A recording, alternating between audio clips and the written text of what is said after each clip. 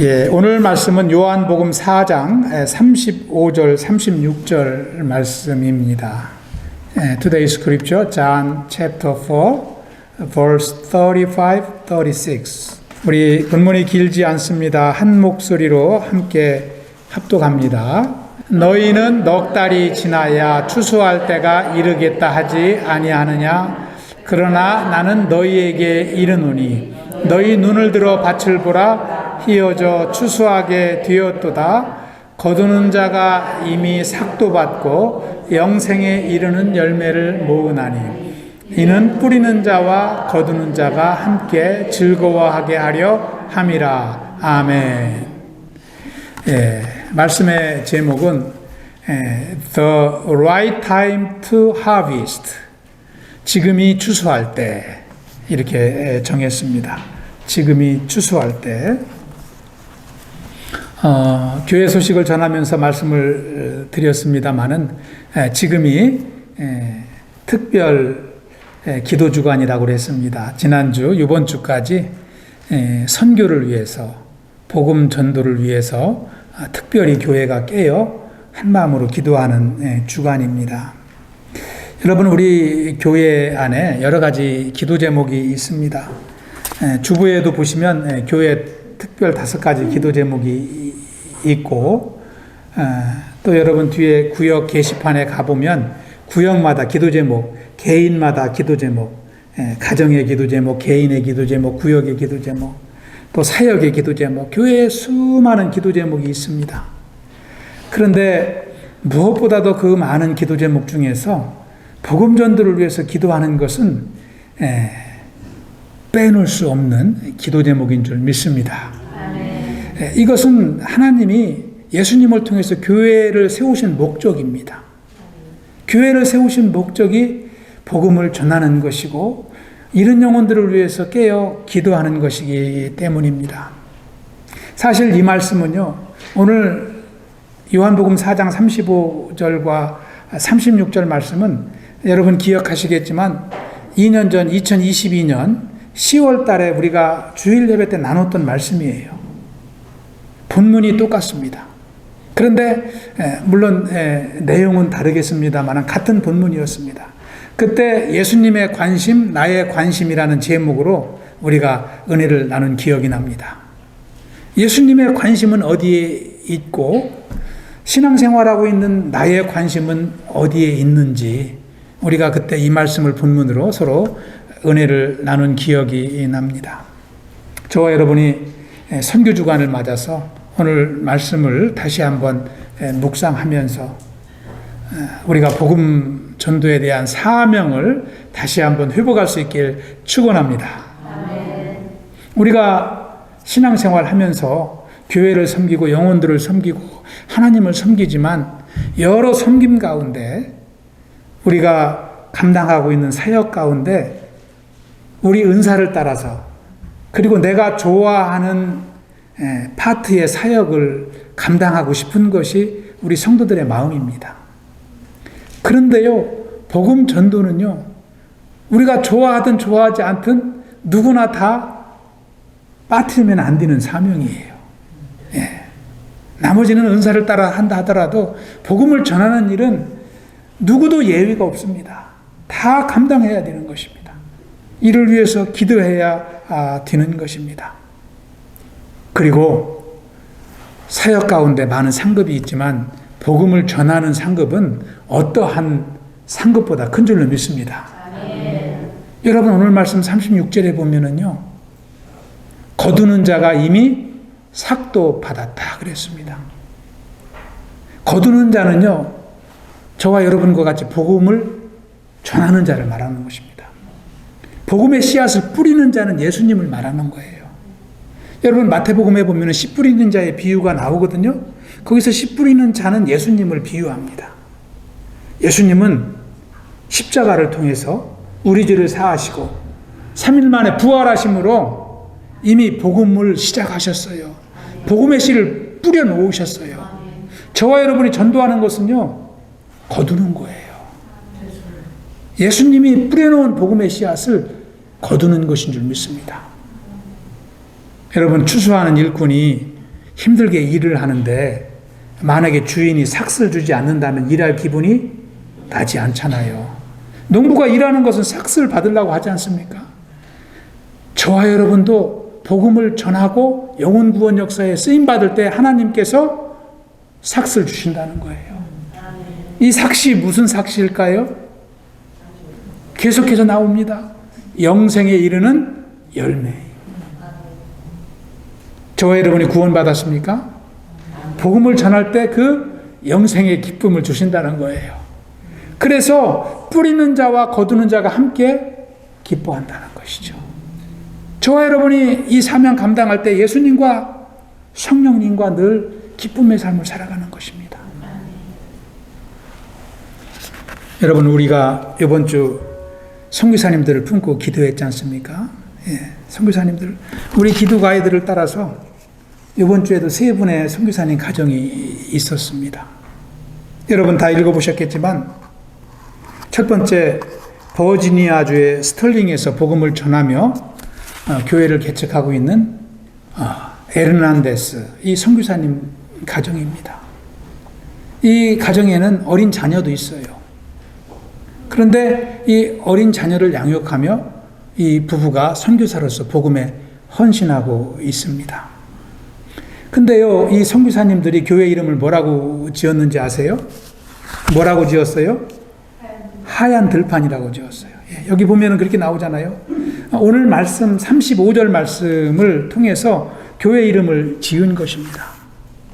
오늘 35절에 보시면 눈을 들어 밭을 보라 희어져 추수하게 되었도다. 이 선교사님들이 이 버지니아주 스털링에서 복음을 전하며 교회를 섬기며 바라보았을 때 그 지역이 하얀 들판으로 보였다는 것입니다. 영어 성경에 보면은 white for the harvest 이렇게 되어 있어요. white for the harvest. 추수하기에 하얗게 되었다. NASB 성경에는 이렇게 되어 있습니다. 그런데 NIV 성경에는 ripe for the harvest. 추수를 위해서 영글었다. 추수를 위해서 익었다. 다시 말하면 하얀 들판은 익은 들판이라는 것입니다. 모든 영혼들이 복음이 필요하기 때문에 그렇게 보인다는 것입니다. 저와 여러분이 이 지역을 바라보면서 하얀 들판을 볼 수 있길 축원합니다. 들판이 보여야 돼요.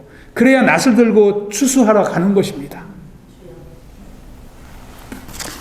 이 스털링 지역은요, 여기에도 나와 있지만 부자 동네예요.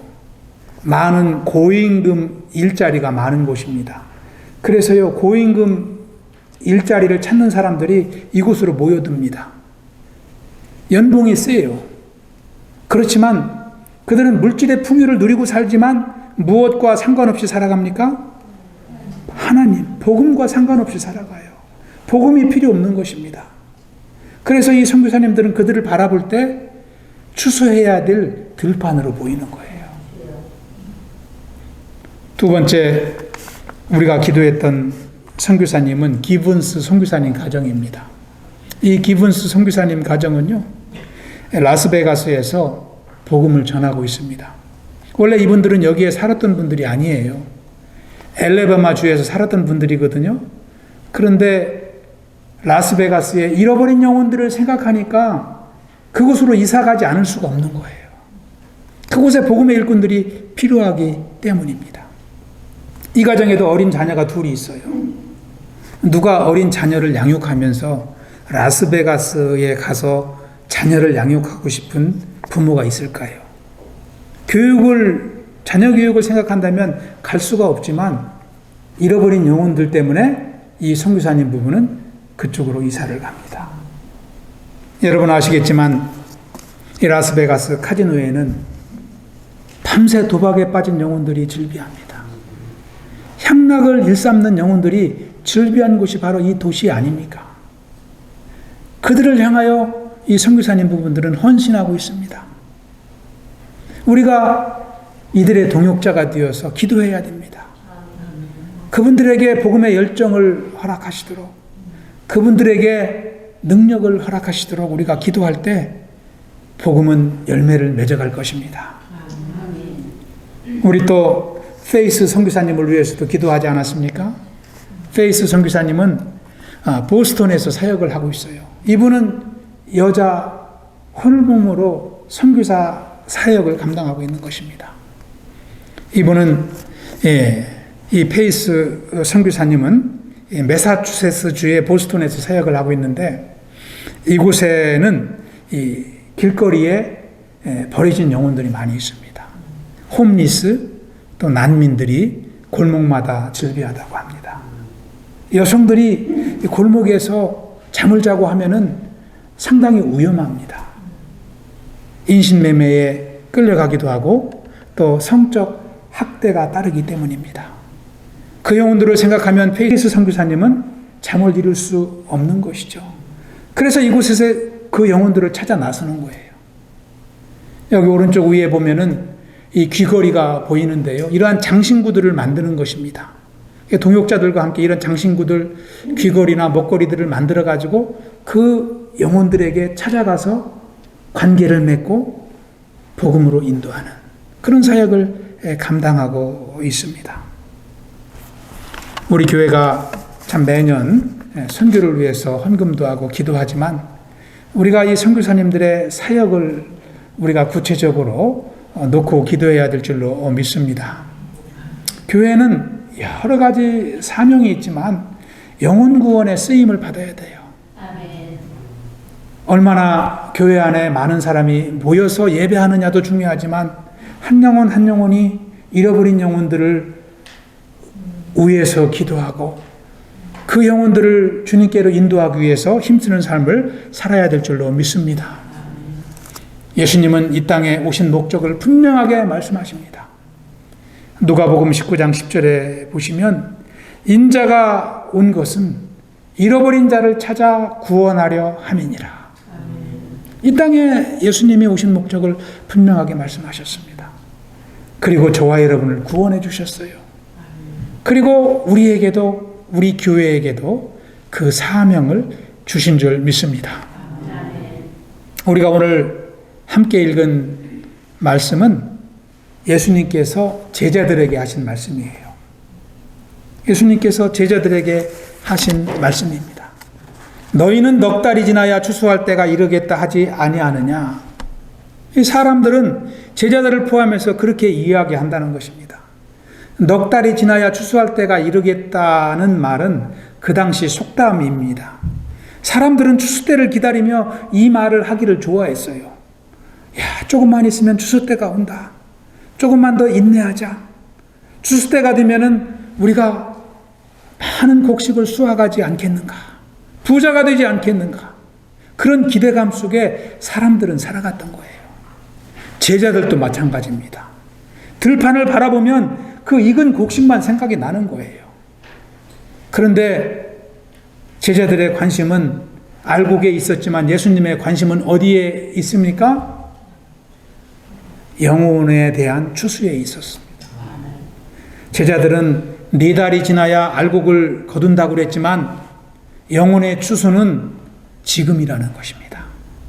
너희에게 너희 눈을 들어 밭을 보라, 희어져 추수하게 되었도다. 알곡의 추수는 4달이 지나야 되지만 영혼의 추수는 바로 지금이지 아니하느냐. 아멘. 이 영혼들을 바라보라, 이렇게 예수님이 말씀하는 것입니다. 예수님은 제자들에게 이 말씀을 하시기 전에 먼저 요한복음 4장 1절에서부터 34절까지 보면은 사마리아 땅을 찾아가서 사마리아 여인과 대화를 하십니다. 유대인들은 사마리아 땅을 가지 않았지만 유대인으로서 예수님은 사마리아 땅을 가셨습니다. 왜 가셨을까요? 갈급한 한 여인에게 복음을 전하기 위해서. 사마리아 여인을 만나기 위해서 예수님은 그 땅을 가셨습니다. 사마리아 여인은 갈급한 여인이었습니다. 남편을 의지하며 살았지만 인생에 아무 낙이 없었습니다. 소망이 없었습니다. 그래서 남편을 6번이나 계속 바꾸며 살았지만 그래도 그 영혼에게는 아무 소망이 없었습니다. 그때 예수님을 만나게 된 것입니다. 예수님은 겸손하게 여인에게 물을 달라고 청하시며 말을 거십니다. 그리고 그 여인의 마음을 여시고 영생수 되신 메시아 되신 자신을 소개합니다. 여인은 예수님을 만난 후 변화받았습니다. 기쁨과 소망을 누리지 못했던 여인이 기쁨을 되찾고 산 소망을 발견한 것입니다. 여러분, 인생의 변화가 언제 일어날까요? 그렇습니다. 그렇습니다. 예수님을 만나면 누구든지 변화받습니다. 고린도후서 5장 17절에서 사도 바울은 이렇게 고백합니다. 우리 한번 합독합니다. 그런즉 누구든지 그리스도 안에 있으면 새로운 피조물이라. 이전 것은 지나갔으니 보라 새 것이 되었도다.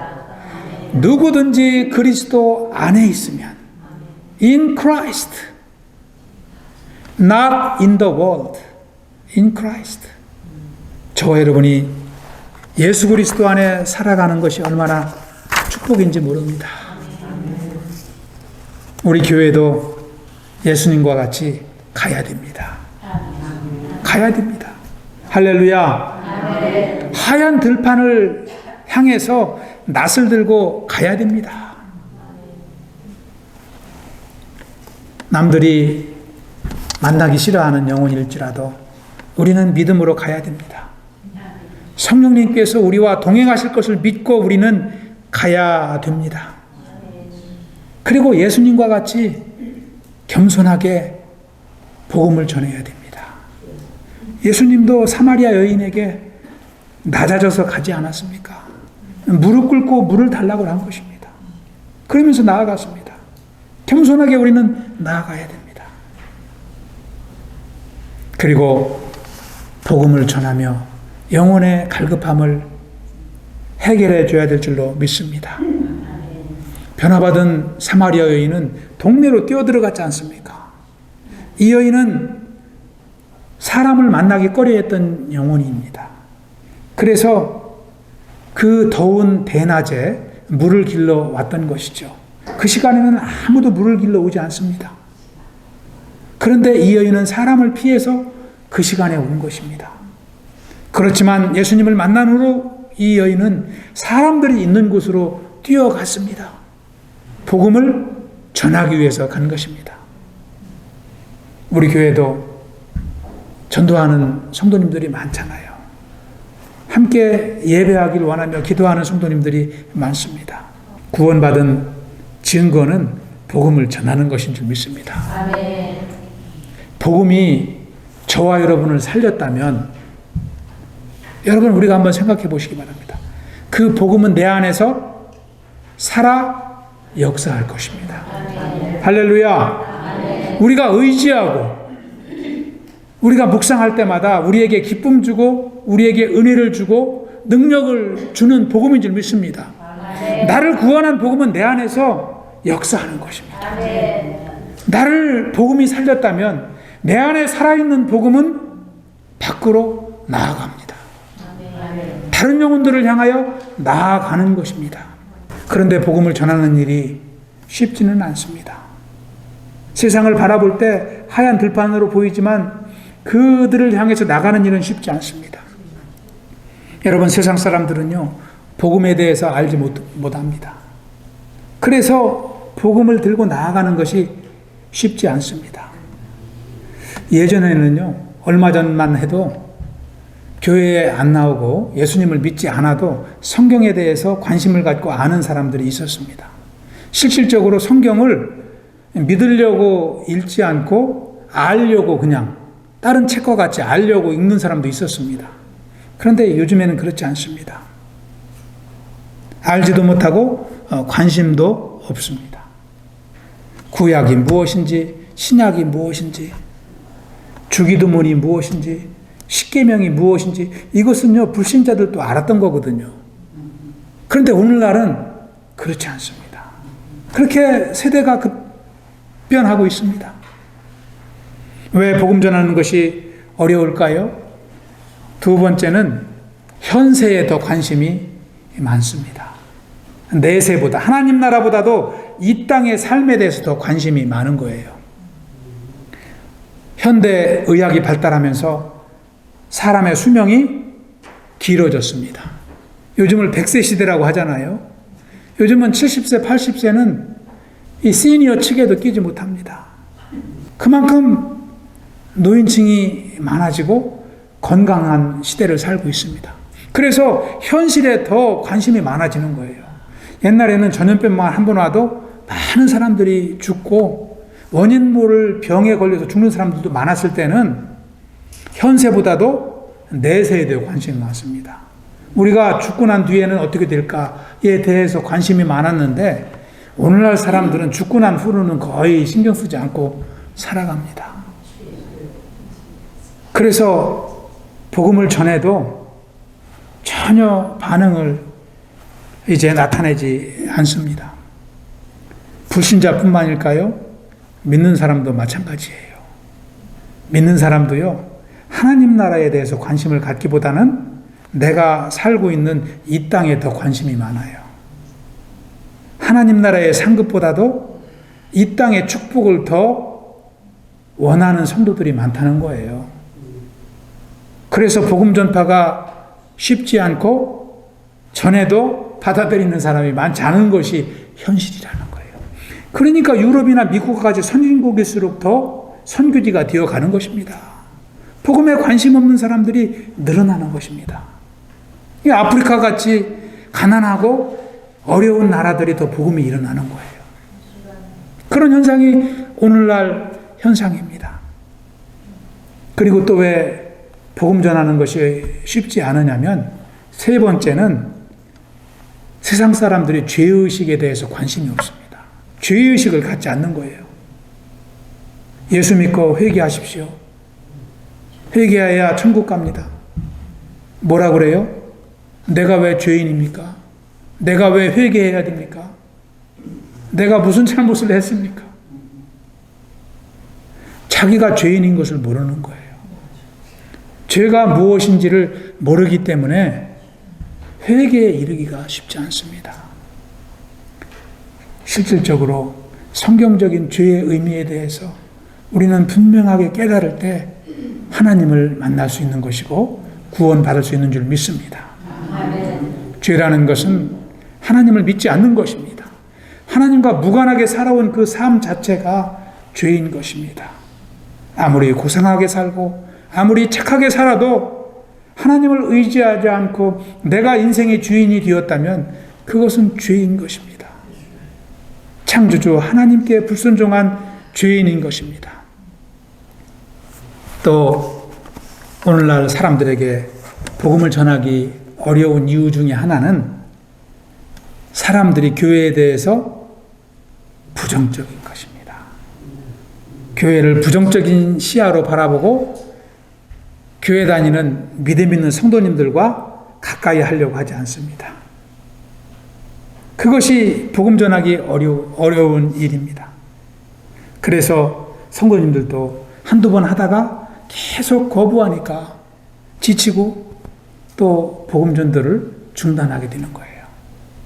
오늘날은 그래서 복음의 씨앗이 참 이제 싹이 나는 것이 참 어려운 시대입니다.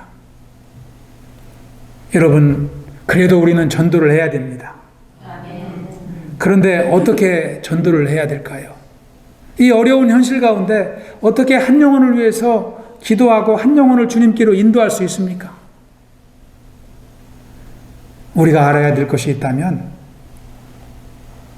그들이 예수님께 관심이 없고 교회에 관심이 없고 영생에 대해서 관심이 없고 현세 축복만을 구한다 할지라도 그들이 관심이 없다 할지라도 우리가 알아야 될 것은 그들은 예수가 필요하다는 사실입니다.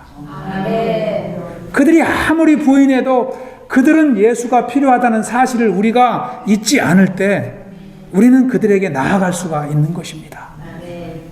그리고 또 한 가지, 그 영혼들을 다른 사람에게 맡겨준 것이 아니라 우리 교회에 맡겨주었다는 확신을 가질 때 우리가 그 사명 감당할 수 있는 것입니다. 나에게 하나님께서 맡겨주셨다는 확신을 가질 때 우리가 지치더라도 다시 일어나서 영혼들에게 나아갈 수 있는 것입니다.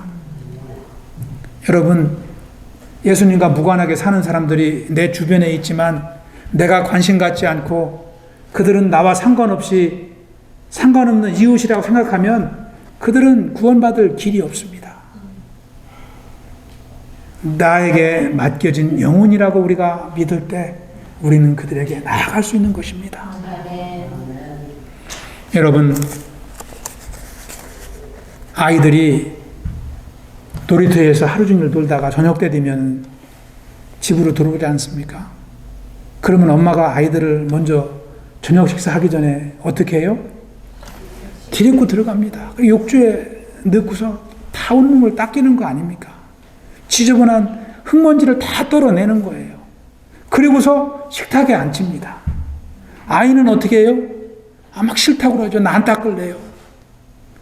그렇다고 엄마가 아이를 닦이는 것을 포기하지 않지 않습니까? 끝까지 닦이듯이 우리는 그 마음으로 그 영혼들이 관심이 없어도 우리는 끝까지 영혼을 위해서 기도하고 우리 교회는 나아가야 될 줄로 믿습니다. 복음전도가 힘들지만 복음전도를 위해서 쓰임받는 일꾼들이 많습니다. 헌신하는 일꾼들이 많습니다.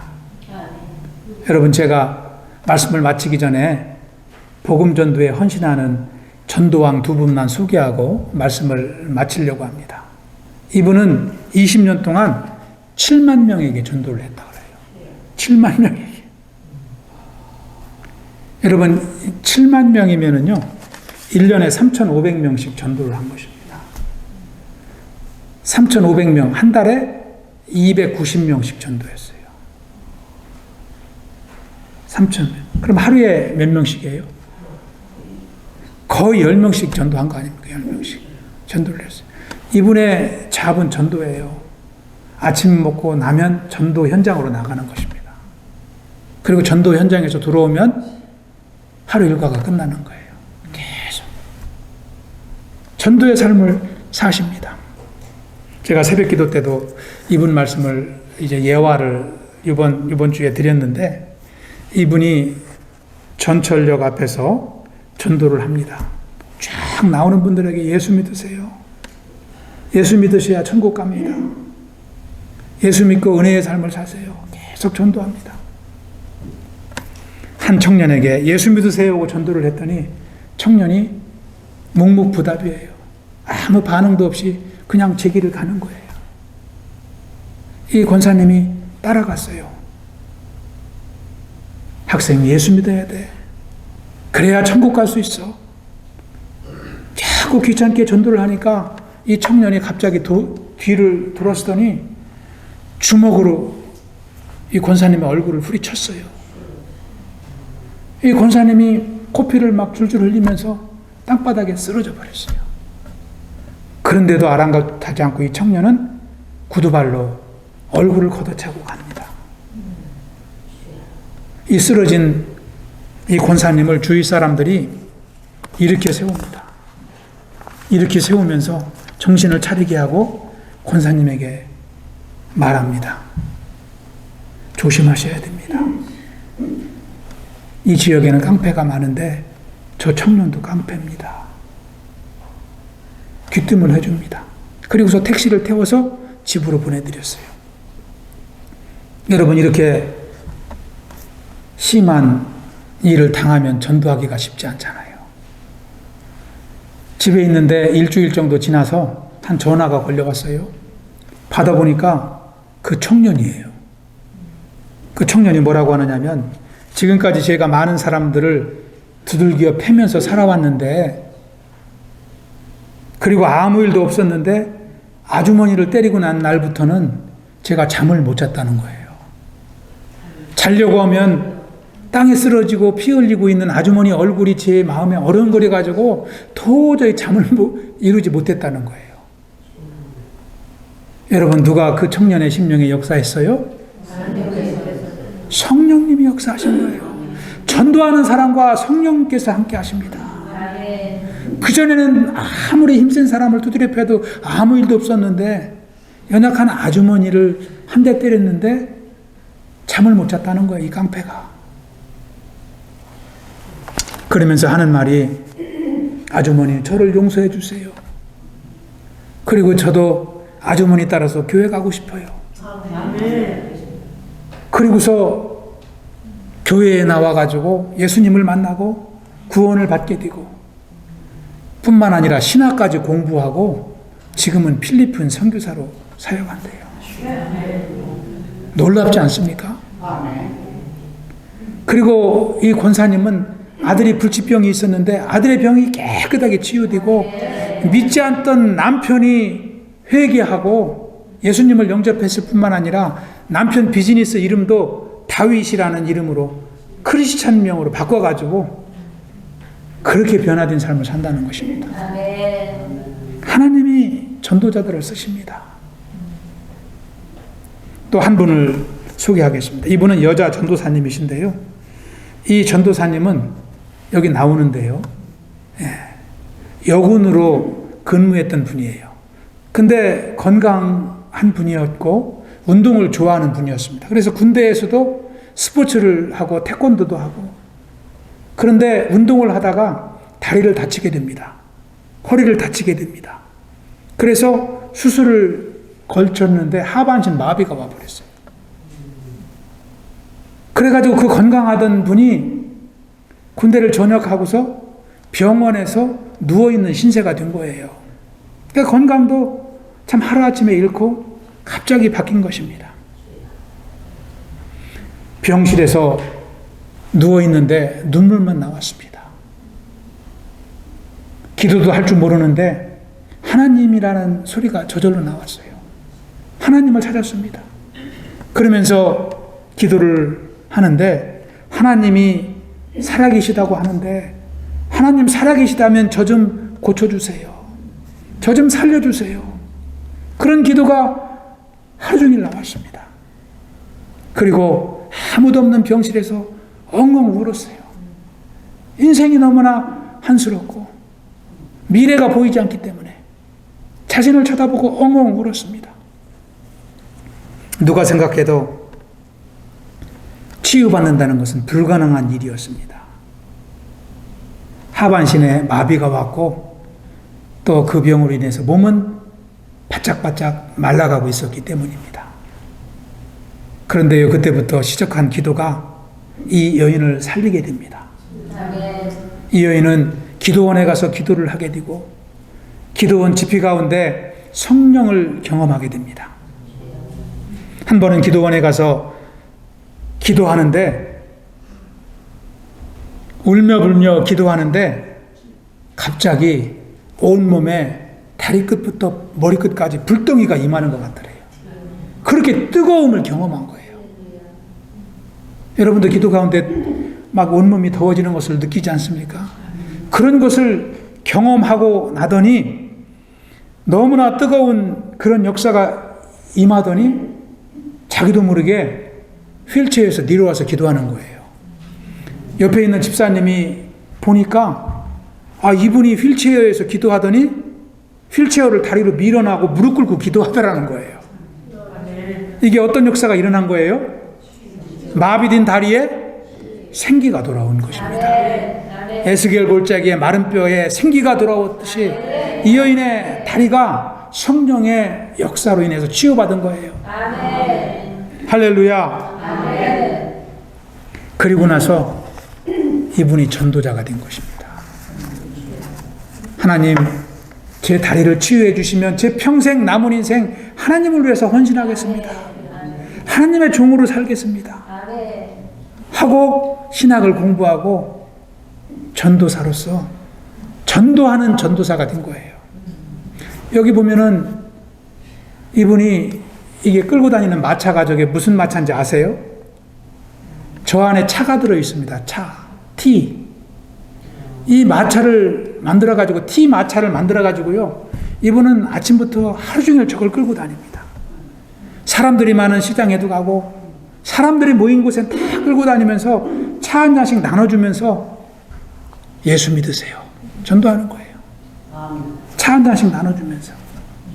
아주 굿 아이디어 같습니다. 그러면서 저렇게 한 영혼에게 차를 건네주면서 예수 믿으라고 이렇게 겸손하게 복음을 전합니다. 지금까지 8,000명이 넘게 등록을 시켰대요. 이분은 전도할 뿐만 아니라 한 영혼이 등록해서 신앙생활하는 것을 돕는데요. 돕고 침례도 받게 하고 교육도 받게 하고 또 직분을 받을 때까지 계속해서 도와준다고 그래요. 이런 삶을 사시는 것입니다. 이분은 전도할 때 두세 달에 한 번씩 운동화를 바꿔 신었다고 그래요. 운동화를 새로 사면 3달을 가지 못한다는 거예요. 떨어질 정도. 그러니까 얼마나 전도의 삶을 사는 것입니까? 여러분, 전도왕에 도전할 수 있기를 축원합니다. 우리 코브교회 전도왕이 많으실 것 같아요. 지금도 전도하시지만 우리가 목표를 세우고 진짜 하나님 저를 사용하여 주시옵소서. 이 시대가 이렇게 우리가 말씀을 나눈 것 같았지 사람들이 복음에 관심이 없고 교회에 관심이 없는 시대, 말씀에 관심이 없는 시대, 하나님의 나라보다도 이 땅에 관심이 많은 이 시대이지만 하나님 나를 통해서 복음을 전하게 하실 줄로 믿습니다. 아멘. 우리 교회에서도 참 이제 복음의 전도왕이 나올 수 있기를 축원합니다. 갈라디아서 6장 9절에 보면은 온 세상에 복음의 씨앗을 뿌리는 바울은 이렇게 선포합니다. 합독합니다. 우리가 선을 행하되 낙심하지 말지니 포기하지 아니하면 때가 이름에 거두리라. 아멘. 바울은 온 세상에 복음을 들고 다녔습니다. 전도자로 살았습니다. 그는 확신합니다. 우리가 낙심하지 않고 씨앗을 뿌리면 하나님께서 거두게 하실 줄로 믿는다고 고백한 것입니다. 오늘 말씀을 마치면서 우리가 한번 생각해 보길 원합니다. 저와 여러분이 구원받기 전에 우리가 지녔던 죄악이 무엇이었습니까? 그것은 믿지 않는 것이 죄입니다. 하나님을 믿지 않는 것입니다. 하나님이 보내신 아들을 믿지 않는 것입니다. 그러면 우리가 구원받은 후에 죄를 짓는 것은 무엇이 죄가 될까요? 그렇습니다. 나에게 임한 생명의 능력을 다른 영혼에게 전하지 않는 것이 죄입니다. 여러분 잘 아시는 유명한 복음주의 목사님, 저술가인 잔 스타트 목사는 이렇게 말을 합니다. 복음이 나를 구원했다고 확신하면서 복음을 전하지 않는다면 그것은 죄를 짓는 것이다. 저도 동의합니다. 복음이 나를 살렸다면 나는 그 복음을 다른 죽어가는 영혼들에게 전해야 될 의무와 책임이 있는 것입니다. 그것이 사명이요, 내가 주 안에서 영생의 기쁨을 누리고 있다는 증거가 되기 때문입니다. 저와 여러분이 전도자의 삶을 살아갈 수 있기를 축원합니다. 저는 이 말씀을 준비하면서요, 해마다 전도왕을 선발해야 되겠다, 그런 확신이 들었습니다. 2024년에도 우리 코보교회 전도왕을 2025년 1월 달에 우리 온 교회에 소개하고 참 이제 하나님의 영광을 돌려야 되겠다, 그런 생각이 들었습니다. 직분을 받고 어떤 사역을 맡아도 우리가 패를 만들어주지는 않지만 전도왕에게는 패를 만들어줘야 되겠다. 얼마나 귀한 일인가. 그래서 우리 교회가 앞으로 계속해서 더욱더 복음전도에 힘쓰고 영혼 구원에 힘쓰는 교회가 되겠다. 참 그동안도 전도를 했지만 참 너무나 게을렀다는 것을 제가 회개했습니다. 제가 회개했어요. 하나님, 예수님을 통해서 생명을 주셨는데 저는 그 축복만 누리며 살았네요. 다른 영혼들을 위해서 적극적으로 나가지 못한 죄악을 용서해 주십시오. 그런 회개가 나왔습니다. 여러분, 추수는 익은 곡식을 거두는 것입니다. 농사꾼이 가장 기뻐하는 것이 추수인 줄 믿습니다. 신나는 일이기 때문입니다. 그런데 오늘 말씀에서 예수님이 말씀하는 익은 곡식은 죽어가는 영혼입니다. 죽어가는 영혼입니다. 곡식이 익었을 때 추수하지 않으면 어떻게 될까요? 그렇습니다. 썩습니다. 추수 때가 있어요. 그때 추수하지 않으면 영그른 곡식은 그냥 썩어버립니다. 여러분, 예수님을 모르는 영혼들, 하얀 들판에 그러한 익은 곡식이 많은데 저와 여러분이 우리 교회가 추수하지 않으면 어떻게 될까요? 그 영혼은 하나님의 심판대로 가는 것입니다. 썩는 것입니다. 그것을 생각하면 저와 여러분이 주님의 맡겨주신 사명을 감당하지 않을 수 없는 줄 믿습니다. 할렐루야. 우리는 복음을 전하려고 할 때 참 힘든 것을 먼저 생각할 수 있지만 우리가 결단하면 성령께서 함께 하십니다. 지혜 주시고 믿음도 주시고 능력도 주시고 영혼도 예비해 주시고 또 우리의 삶을 축복하여 주실 줄로 믿습니다. 오늘 참이 하반신 마비가 왔지만 그 치유를 경험하고 전도의 일생을 살아가는 우리 전도 여왕, 또 만나는 영혼마다 예수 믿으세요 복음을 전하는 그 권사님과 같이 저와 여러분이 전도왕에 도전할 수 있길 축원합니다. 우리 마지막으로 해보겠습니다. 올해 전도왕에 도전합시다. 이 박자가 잘 안 맞아요. 네. 우리 이래서는 도전이 안 됩니다.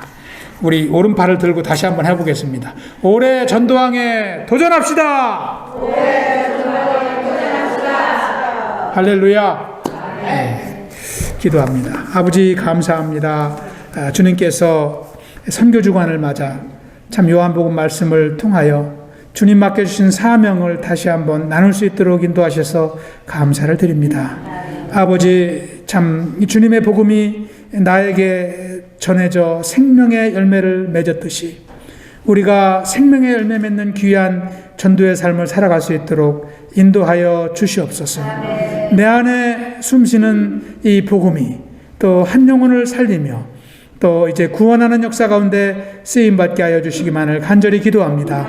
아버지께서 그 믿음의 공동체를 축복하여 주시고 복음을 전하는 교회 되게 하시고 이웃의 영혼들을 품고 기도하는 교회 되게 하여 주시옵소서.